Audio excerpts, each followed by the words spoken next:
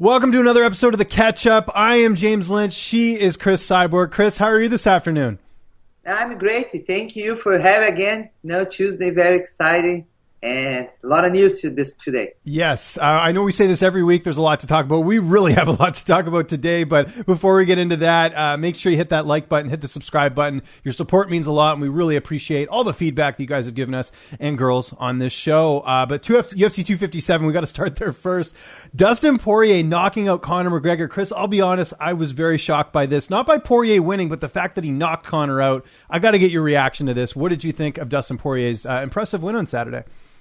If you think about the last time they fought together 6 years ago, and Dustin he's staying active all the time. You see Conor McGregor, he did the last fight, the boxing fight, and it's different. He fight Khabib. I think he will stay active is better. Mm-hmm. I think this is really, the really problem for this fight. But congratulations, Dustin did an amazing job. Yeah, no, he certainly did. I agree with you. I think it's since 2017, Dustin Poirier's fought 8 times. McGregor's only fought 3 times, and one of those was the boxing fight. So it's really only 2 MMA fights. So yeah, hopefully Conor will be a little bit more active. What did you think of the game plan though? Because I thought the first round, I thought Conor took it, but the second round, you could see those leg kicks wore out, and of course Poirier able to capitalize when McGregor was getting a little bit slower and got the knockout. I thought the game plan by Mike Brown was outstanding. The beginning he's try his takedown, The beginning his takedown, and then I think McGregor think about it's gonna be like a Khabib fight, I think the first thing, but I think the best is good plan, he start takedowns and after just stay hands up. I see the right hand. He's a lot of touch right hand McGregor, and the first round and the second round that was Rafael Cordeiro watching the fights. And he said, man, this right hand is danger, Talk about Dustin, second half fight happened this second round. What's it like watching the fights with him? That must be pretty awesome. Yeah, it was nice. He's loved to watch all the pay-per-views to watch. He says he likes to study all the opponents too and to watch the fights. And, it was very nice to be with him and all the fighters from Kings. And I'm sure, just the knowledge that he has too, just to pick out things that we might not pick up, which is really cool. So that wasn't the only other upset on the card. Michael Chandler, my God, I don't remember a better UFC debut, in recent memory. I mean, Anderson Silva had a good debut. I know Alistair Overeem did, but Michael Chandler, first round knockout over Dan Hooker, amazing win. What was your reaction to that? That was pretty incredible. I was really happy, for him because, he's came from Bellator. And before, a lot of people say, the best fighters are UFC fighters. But if you think about it, when UFC bought the Strikeforce, a lot of fighters from there became champion from Strikeforce to UFC.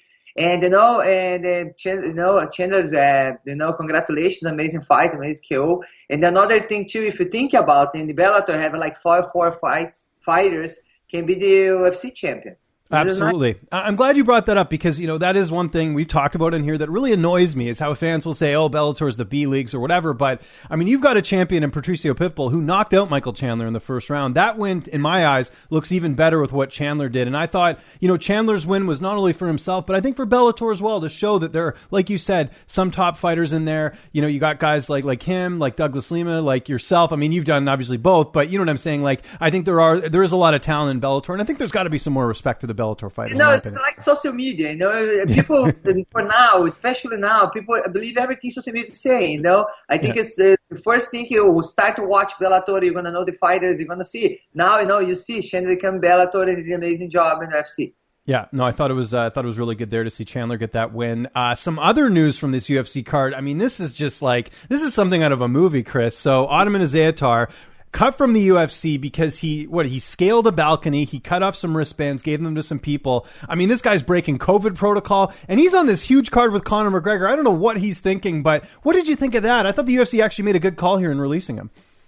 I didn't really know too much about, but this guy is 13-year-old, he's have some reason for do this. I don't know what reason, but he's doing great at UFC too, and he's had the opportunity to fight same card McGregor. I know he's 13-year-old and then take KO, and let's see. Probably maybe we're gonna know sooner or later, what's happened that day. Yeah, it's really unfortunate because, like you said, he had a good record and he had a fight that he was a betting favorite in, so just missed opportunity there. Maybe wasn't thinking about that, but that was unfortunate to see him get a release, but it was his own doing. Some other news that's happened recently. We saw that great story by Steven Morocco over at MMA Fighting, profiling former UFC fighter Spencer Fisher. Now, for newer fans, if you haven't seen Spencer Fisher fight, go back and watch. It's on UFC Fight Pass. You can watch his fights with Sam Stout. I mean, this guy was putting on entertaining fights, but a really kind of eye-opening story that Steven sort of profiled with Spencer, talking about some of the health issues he's had post his career. I'm assuming you had a chance to read it. What did you think of that? Because it's pretty devastating to hear what type of life he's living right now. It's very sad about what's happening with him and the story and everything. But for us, it's our sport's very new. The reality, nobody knows what's gonna happen. What's the damage? Our sport career is gonna happen with us. But I believe, and I search a lot. I don't have a lot of KOs in my career, but I really work with my team. It's very important. We learn about you. When you have a TKO happen with you, the commission give a letter for you. You stay like 30 or 45 days. You cannot train or you cannot have a fight. Sorry, my Holly crying. Holly, stop. No worries. She's just excited to talk about this. So. And then it's very important. Same when you have any injury. You have a knee injury, you have any injury in your body, you have to have rehab. You have to rehab, you work on. And it's very important. The fighters have to start searching. I really work on everything. I have a hyperbaric chamber in my house. I have red lights. I work with physician therapy for always stay, active. And then you can rehab your brain, working with therapy. And this is very important. All the fighters work on this. Not just you have a TKO and you go home, stay 30 days and wait for the next training. No, you can start to work, rehab your brain, and you can have a lot of study about and work in this. I always do this for, not having been damaged in the future, and you work and be healthy. I'm glad you brought that up. I think it is important for fighters to go out and just, double check their health, make sure everything's looking good, make sure you're not getting to the point that Spencer's at right now. And unfortunately in the sport, and like you said, it's new. I mean, there just isn't anything set up post-career for a lot of the fighters. So in a way, your health is sort of in your own hands. So that's why, like you said, make sure you're getting those checkups. It's like you, when we were talking about going to do the stem cell stuff. I mean, that's stuff you need to do. It's maintenance. It's like your car. If your car's not going to run forever if you don't, keep care of it. If you see a lot of people go over there for fixing problems, but you can use this prevent problems too, if for helping, for CTE, for don't have any future, rehabbing, work on. I think when you have an injury, something like this, you just have to work on, same any other injury you have in your body. Yeah, no, very well said. I saw that you were in Las Vegas a couple of weeks ago. What brought you over there? I have my coach and friend Rafael Alejara. He's moved back to Las Vegas, and they have the gym overcome. And I have I don't know my schedule fight yet, but I'm work with him when I go to Vegas, and you work like for strength conditioning, speed, and a lot of work before and now I start my camp. Oh, that's great. Good to hear. Did you fly over or did you drive? Sometimes I fly, sometimes I drive, but it's really close, and 4 hours, and I love drive. I love drive. I love singing and think about it, the things I want to do, and just therapy time for me. I was going to say, because it's a nice time. I was just talking to a fighter about this today, about how it's nice to be alone in the car. Maybe you put on some music or podcast or something. So the road trip can be a little bit fun. I know it's 4 hours, but you can make the most of it. And it's a pretty drive too, with the scenery and everything, right? And so there is here about now is snow over there now. Oh, I know. I was hearing that too as well. You were talking about Vegas. What does it look like over there? Like, I haven't been to Vegas since 2019 because I can't leave the country because of COVID. But I imagine Vegas looks a little bit different, probably less people because of the restrictions.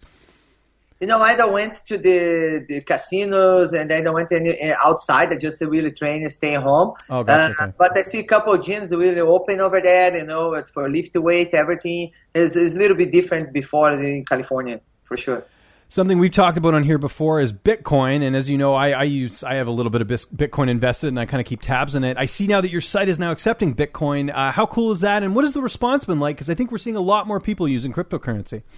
You really support the crypto community. You can see my website. You can buy shirts. Anything I have on my website, you can buy with crypto. And we learn a lot of things about, but you can see a lot of people now start see, and you support them. I have some connections, some friends, And I went in Vegas too, having one event. It's the name of the event Summit Las Vegas about crypto, and then Litecoin. Let me see the name. Litecoin. Litecoin. Yes, Yeah. Yes. It's learning for us too, but we start learning and new for us, but we support the crypto community. Yes, I agree. And I think it's going to be the future. It's convenient. It's a universal sort of, and it's just very, convenience is the big thing. It takes the banks out of the equation, right? If you want to pay for something, it's very easy to transfer and all that. So that's why I like it as well. I think it's really good. Yes. Are you aware, there's a lot of fighters that use Bitcoin. Ben Askren's like a big one. He promotes it all the time. Nick Lentz, Eddie Alvarez. Like, were you aware of that? It seems like there's a lot of fighters that are into it like yourself.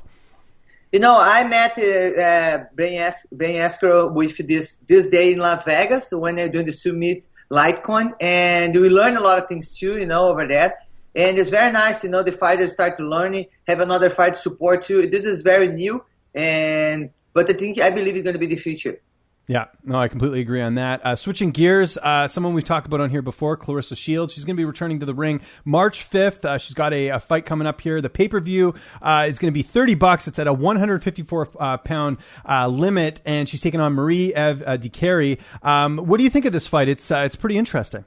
This fight is going to be amazing, and then I always support the women's MMA, and it's going to be the first pay-per-view Claressa Shields. And they're going to be I know it's going to be in March, but the Fite TV app, you guys can go there to check it out. If Claressa is going to have the opportunity to win this fight, she's going to have 4 titles, different division, in boxing. And they're going to be in the history. And I always support Claressa, and I know she's going to go to MMA too, and I see she's working really hard, and it's going to be amazing. Yeah, and it's good for her. Keep active. I know the PFL season's going to take a bit of time to start up, so go there, take your boxing match, continue to get better in MMA. By the way, did you see her video? She was with, Holly Holm does a lot of dancing on Instagram, right? Yeah, so there was a video of her, Claressa, Michelle Watterson, even John Jones dancing. Did you see that on Instagram? Yes, I saw them. They're doing it's very funny. It's very nice too. You can see the spirit. It's nice. She's happy there in the training and learning and having fun with them. How does your dancing skills compare? Because you got some good ones. I saw on TikTok. You've been doing some good stuff with your daughter. I've been working on guys taking me to follow me my TikTok, but I'm really learning, and then Gabi, my niece, help me, and yes, it's new. It's nice. No, it's very cool. Before we get out of here, we got to do our Portuguese saying of the week. I thought we'd switch things up, go with activities. So swimming. I'm obviously, if I go to a nice warm country, I'm going to want to go swimming. So how would you say, let's go swimming? Vamos nadar. Yes. Vamos nadar. Oh, that's easy. That's probably the easiest one I've done. To Brazil, going to swim all the time. Yes, exactly. Yes, I'm definitely well equipped there. But before we get out of here, as we always do, the Cyborg Premium Service, go to the website, chriscyborg.com. You get a little bit extra with Chris. Again, it's not expensive. The less than a cup of coffee, especially Starbucks coffee, that's really expensive. So it's even less than that.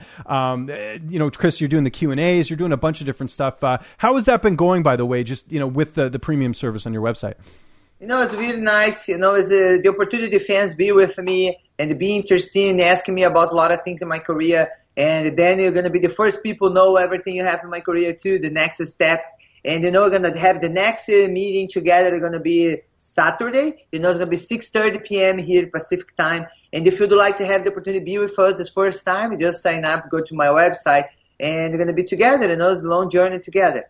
And, just got to mention this. One of the other benefits to having sort of a paywall service as well is that you're not going to get those trolls. I mean, there's a lot of negativity on social media. People who are going to be negative are not going to pay, right? So that's another thing. If you guys are looking for like a fun discussion on the Q&As, you're not going to have any of these idiots coming in here. You're going to get real fans, people that are passionate about Chris and want to tune in. So it's a really big incentive to go do it. I highly recommend it as well. Before we get out of here, what do you got planned for the rest of the week? I know training is obviously part of it. Anything else you got going on this week?